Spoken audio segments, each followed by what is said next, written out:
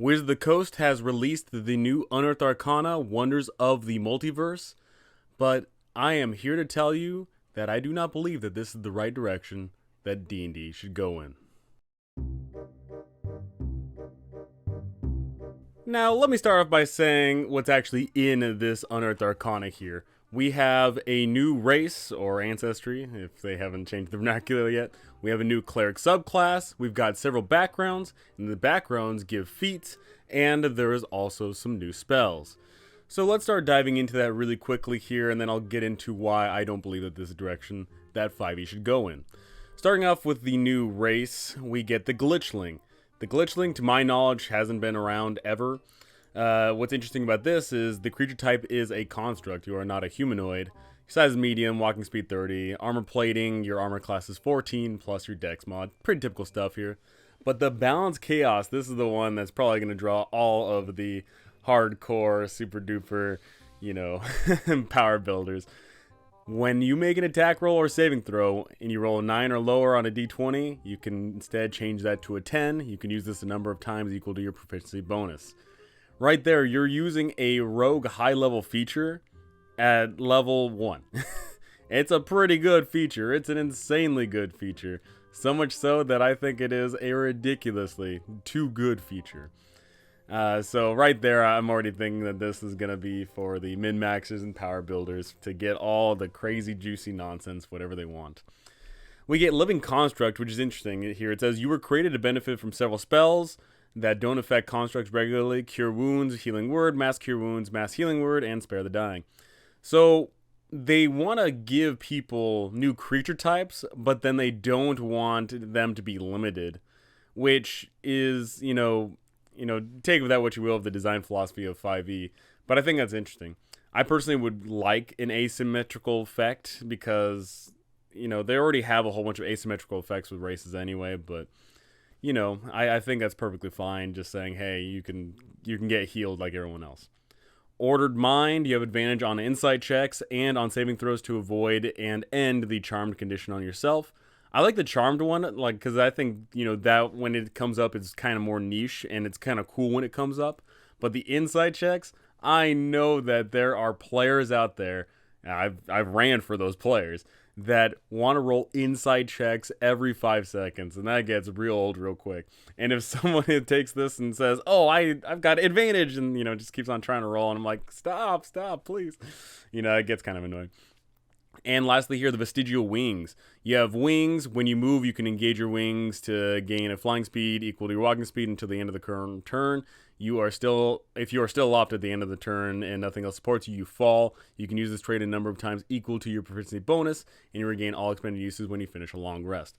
I like that. I really do like temporary flying. I think that there's a lot of fun things you can do in D&D where you have a temporary flying, because that can be useful for combat, but far more importantly, that can be useful for a lot of exploration type effects. I really, really dig that. So here we're seeing that pretty much everything is being tied to your proficiency bonus, which is becoming a lot more typical now because they want to divorce, and when I say they, I'm saying Wizards of the Coast. Wizards of the Coast typically wants to divorce your stats from your features, which once again, I am not exactly on that team. I think that there should be a marriage between the two. I think that there should be some features that proc off of proficiency bonus. I think that there should be other features that proc off of your stats. Making stats feel a bit more important, because I see like a lot of stats just being absolutely dumped all over the place, because the game now is getting to a point where if you don't have good stats in one area, it doesn't matter, but you care more about having just like 1 or 2 stats. And I think that you should care about all your stats. I think every single one of the 6 stats that have made D&D what it is, I think those stats should feel important, and they should feel good when you have them high, and they should be memorable when they are low. I think that should be in there, but unfortunately it's not there. Next up, we got this Cleric subclass here. It's the Fate domain. We got several fun things, such as you get a whole new set of domain spells. And the domain spells, I'm actually going to say, are pretty thematic and also very niche. Things like See Invisibility, I love seeing that, because See Invisibility is a niche spell, and if it comes up, that's awesome. Beacon of Hope, Clairvoyance, Death Ward Divination, Commune, and Gesh at the 9th level there. Really fun stuff. So the first level feature, I'm going to say, is a fun one. I really like the 2 first level features you get for this Cleric subclass. You get the ability to cast the Augury spell, and whenever you cast any sort of spell using Divination, you reduce the chance of the spell failing by 25%, which is also very unique. 5e has removed a lot of the D100 system. It's removed a lot of the percentage tied chance to anything. And the only thing that's really left is, of course, some of the divination spells. When you cast them multiple times, it says that you have a 10% chance incrementally of failing it again and again. And having a subclass that actually affects that, I think is really cool. It ties that bond feature here is pretty interesting as well. You can touch someone, and if they are willing, then you get it on. But if they're unwilling, then they have to make a wisdom saving throw. If you heal someone that has this ties that bond, you get to heal them an additional d6. But if you hit someone that's unwilling and they fail to save, whenever you hit them, you deal an additional d6. That right there is a fun, unique twist on the whole Hunter's Mark or Hex thing. I really, really dig that. That is a fun feature right there. And I think that's really thematic for the class, and I think it fits really well.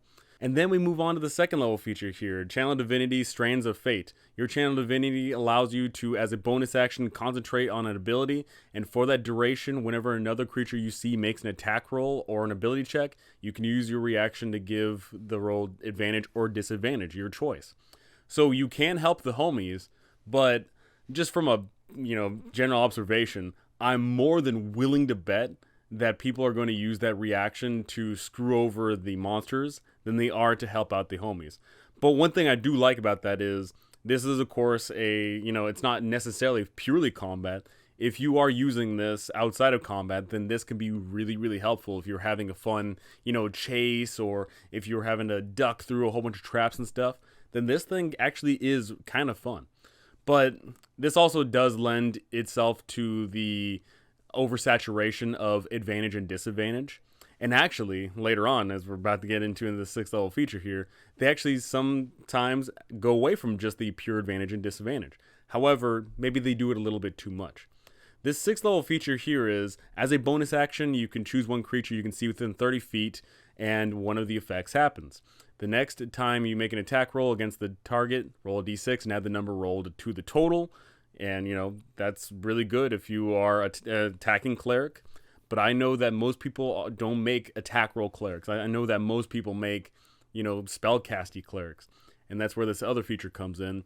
The next time the target must make a saving throw against your spell you cast, the target must roll a d6 and subtract the number rolled from the saving throw. You can use this feature number times equal to proficiency bonus. So right here, your 6th level feature is basically a built-in bardic inspiration, or I guess you could call it a Bane spell plus a Bless spell. Except, of course, it's not using D4s, it's using D6s. I really like the attack roll one because that does encourage a more attack style focused Cleric, which once again I don't see as often. But the second part of that, making the opponent roll and potentially have minus D6, that's insane. That's a lot. And something you'll keep on seeing here, and this is what I'm going to be harking on, is the next time the target makes a saving throw, then they have to roll a d6, And that's just a flat, there's no save against it. They just automatically have that d6 removed. 8th level, potent spell casting, pretty typical with all the Cleric level stuff. And then the 17th level feature is you can cast Foresight once without expending a spell slot. When you cast in this way, you can't do so until you finish Long Rest. Pretty boring. I think that the flavor here is all throughout levels 1 through 6. Level 8's boring, of course, and level 17's boring. But then we get into these backgrounds here. And the backgrounds is where it's going to start highlighting why I don't think this is the direction that 5e should go in. So, we get these backgrounds, which backgrounds do what they do. I know a lot of people don't even bother with backgrounds in their campaigns because most people go off into the great unknown and your background doesn't matter. Such as the Gate Warden here. The Gate Warden, yeah, you get skill proficiencies, yeah, you get languages, yeah, you get equipment. And then your feature is, some things. In it, you gain the feat, and in addition, you know where to find free, modest lodging and food in the community you grew up in. I don't know how often people roleplay, like taking a background and like working in that environment. I don't know how often that it really occurs, but it is what it is. And we get this whole thing of like suggested personality traits, but I don't know how many people actually like bother with that once again. I think that at some point backgrounds should matter more, but just purely mechanically, backgrounds typically don't matter. And as you just like casually scan through this, all of these backgrounds are giving feats. And I know that's something that's kind of looked at in a number of different ways by a number of different people. This has been going on for a little bit of time, but there's some backgrounds which are just quite frankly better than other backgrounds now, because there are some backgrounds which give feats and some backgrounds which don't. And that leads into this feat saturation. We get a large list of feats here. We get a pretty decent sized list of feats here. And we can see here that they all have prerequisites. You can't just get these out of nowhere. No, you have to do something. So Agent of Order, prerequisite, 4th level, Scion of the Outer Planes, Lawful Outer Plane feat. You can increase an ability score, and once per turn, when you damage a creature you can see within 60 feet of yourself, you can deal an extra 1d8 force damage to the target, and it must succeed on a wisdom saving throw. And if it fails, it's restrained. And almost all of these cards, almost all these feats have this sort of effect of you need to be a certain level to do it. You need to have a certain, background in order to do it. You get to increase an ability score, and you get a new little feature. Now, the reason why I don't think this is good for 5e is because it's just, quite frankly, adding too much. So, looking at, Fury of the Frost Giant here, you get to increase your ability score. Yeah, you get resistance to cold damage. But then you get this, immediately after a creature you can see within 30 feet of you hits with an attack roll and deals damage, you can use a reaction to retaliate with the Conjure Blast of Ice. They must make a Constitution saving throw. On a failed save, they take 1d8 damage, blah, blah, blah, blah. Well, I guess this actually is more important. You can use this reaction a number of times equal to proficiency bonus, but if they fail it, not only do they take the damage, but their speed is halved. And there is, quite frankly, in 5e, just at this point, especially if this does come out, there is so many actions going on in a round. Every single turn of 5e combat is getting ridiculous. You have your main action, whatever that is that you do, but then you've also got your bonuses actions, and you've also got your reactions. And it's at this point where I feel like every time I run a 5e combat, everyone is using all of these actions, the action, the bonus action, and the reaction, as well as like their movement and, whatever else, right? And that might sound good on paper, like, oh yeah, I'm filling up my whole action economy. I'm getting to use features. But I think that there's a problem with using too many features, because isn't 5e supposed to be simple? I know a lot of people dive into 5e because they're told that it's easy. A lot of people say that, 5e is super simple to get into, but that's just a blatant lie. So many people, I've heard so many people say 5e is easy. It is not easy. Have you actually looked at the character sheet recently? Have you actually looked at, I think the best way to explain it is 5e is super simple if you already know it, right? Because if you've already been playing it for months or years, depending on how dedicated you are to it, it's fairly easy to pick up. But honestly, give a character sheet to a new person who's new to tabletop role-playing games, they're going to be like, what the heck is going on? Show them the number of actions they can do on their turn in regards of, if you've got these 10 features on your character sheet, which one do you want to do? That complexity has been creeping up on 5e. And mind you, it's been complex since the beginning, but it's getting even more complex, and this oversaturates it, I believe. All of these, features give you something cool and neat. They all give you either a new action, they give you a new bonus action, or they give you a reaction. And I think that's becoming an issue. I genuinely don't want 5e to be a game of, this maxing of, your turn. I don't want 5e to be this complex game, because I don't think it should. I think that there are better games for complexity. I think there are better games for making builds and characters. I think there are better systems for trying to do complex maneuvers nonstop. And in fact, actually, looking more and more at this is sort of making me think about 4E. And yeah, 4E was awesome for all the cool, fun things you could do in combat. But guess what? The more things you do in combat, the longer combat is. And that is genuinely a problem in 5E. I know that most people, when they run 5E combats, they take anywhere between 30 minutes to like an hour and 30 minutes on average. That's not good. I know I keep on stressing this, but like, D&D is built up on 3 pillars: combat, exploration, and roleplay, specifically social interaction. But if you are running a 4-hour session and you can only squeeze in you even only have one combat, let's say, and that combat takes up like half the session, that's not good. I genuinely don't think that's the case. And especially because 5e also wasn't built on the idea of only having one combat encounter in a day. But, no one actually runs 5e how it was intended to be ran anyway, so whatever, right? I'm just genuinely not interested in seeing 5e take the path of complexity for complexity's sake. I know that they are doing this because some people are clamoring for it, and I know a lot of people are actually going to see this UA and say that it's the bee's knees, cat's pajamas, dog's woof. I know that there are going to be people saying that this is what they want out of 5e, but I think that is probably the minority of people. I think that most people that want to play this game system, specifically 5e, want it to be simple. And I think that if people want complexity, then instead of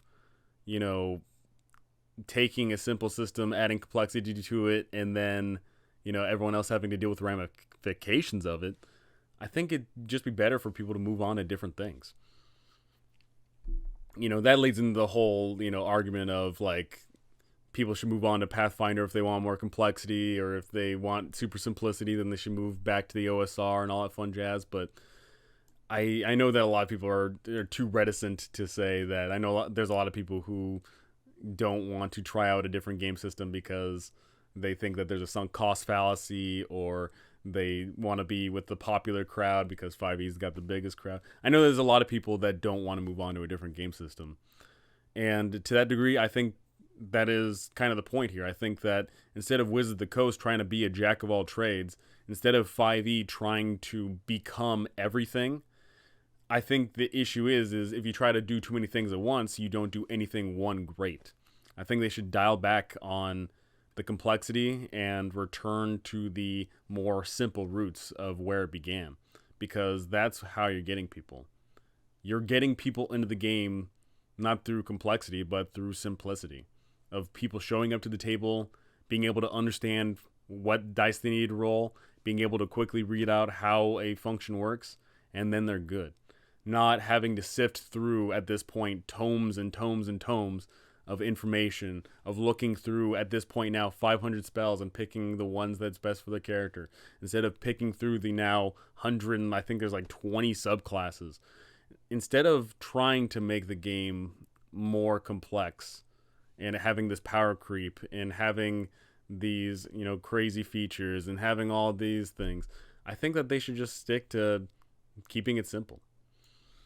I'm going to end this here by looking at the spells real quick. I'm not going to go through all of them, but I like them. I think these cards, I'm looking at I'm just staring at the House of Cards one here. I think that these spells are actually fun. I'm looking at Antagonize. This is a 3rd level enchantment spell. They have to make a wisdom saving throw. On a failure, they take 44 psychic damage and must immediately use their reaction to make an attack against the creature. But if there is no other creature within range, the target has disadvantage on the next attack roll it makes. The damage is garbage, but forcing someone to attack another, enemy, that's cool. And unfortunately, what I'm going to say is, because it's such a cool spell, that makes me think no one's going to use it. Because why would you do 4d4 psychic damage when you can just throw a fireball? House of Cards here. I really like this one. You basically conjure up a whole bunch of cards, and you get cover from them, and you can use them as ramps and stuff. I think that third level conjuration, House of Cards spell is awesome. It lasts 24 hours as well. But once again, I think that because it's cool, it's not going to be used, because why use House of Cards when you can just cast Fly? I always have that issue of cool things just aren't air quote meta or good. It's tough. I genuinely don't know how the balance actually works because 5e isn't balanced. So, it is what it is. And also, lastly here, there's Spirit of Death, and you get to summon a Reaper Spirit and summon Warrior Spirit, which, you guessed it, summons a Warrior Spirit. I'm personally always against summons, though, because, once again, with combat being so long in 5e, summons always make combat go longer. Because it adds a force multiplier, because it takes, more turns, it takes more actions, it takes more dice rolls, it takes more resolutions. And that's honestly where my biggest issue with this whole supplement comes from, is a lot of them involve, hey, someone has to make a saving throw. So, just imagine, a fighter, for example. A fighter, normally on their turn, they just swing their sword real quick. Okay, that's the end of their turn. But now, if they take one of these, little bonus actions or reaction things, they're almost doubling or even tripling their time. Which, if you've got a quick turn, that doesn't sound that bad. But I promise you, if you've got 4 players at the table and you're doubling each of their turn times, and in between on your turn when you're making attacks, you've got to roll saving throws, and then you got to mark, okay, this person's slowed, okay, this person has, disadvantage on the next attack, oh, this person, so on and so forth. When you always have to make those small little alterations and quick notes there, that eats up more time. And I don't want 5e to just be a combat slog machine. I don't want 5e to be a game all about min-maxing to make, the best combats. I don't want 5e to be a game where you need to use your action, bonus action, and reaction every single turn, or else you feel bad. And that's another issue too, is I know for a fact that if you show up to a table and you got, like, let's say 2 players that don't use their full repertoire, but then 2 players that do, it always feels bad to be the player that doesn't use their full repertoire, because you're sitting there on the sideline when you're watching someone else using their full, action economy. And 1, there's less time on you, but 2, the other people are, doing more. And I don't like that. 5e is, pretty much every tabletop role-playing game is a cooperative game, right? And unfortunately, I feel like a lot of the times that these features aren't necessarily cooperative. Some of them are, yes. Some of them, oh yeah, you get to help out the homie. Oh, they get to roll an extra d6. Oh, they get advantage. But there's a lot of times where these features don't feel cooperative. They feel competitive. I don't want D&D to be competitive. I want it to be truly cooperative. So that is my long-winded rant on this UA, Wonders of the Multiverse. I am not necessarily happy with it. And the reason for that isn't necessarily because of any one little thing, but it's been a creeping thing. It's been a thing that's been coming over time. It's a thing that 5e has slowly been warping into, but I don't want it to warp into. I don't know how the majority of people are going to feel about that. Hopefully you guys can tell me how you feel about it. Do you want these new features? Do you want to use your full repertoire of action, bonus action, reaction? Do you want to force the DM to roll saving throws constantly? Do you want to have all of this action economy going on? Do you want backgrounds that have feats? Do you want feat trees? Do you want, what do you want out of this game? I genuinely don't know what the air quote majority wants, because certainly a lot of people say out loud what they want, but that could be a silent minority. It could be I guess it could be a loud minority, a silent majority. I don't know. I genuinely don't know. But I'm sure that, of course, like I said, I'm sure that there's going to be a lot of people who look at this and say that this is awesome. And I know that there's going to be people that look at this and say that this is probably not healthy for the game. I don't know. I can only give my speculations and my thoughts. But please tell me what you think. Tell me what your players think about this. Tell me what your social groups think about all this, because I want to know. I genuinely do.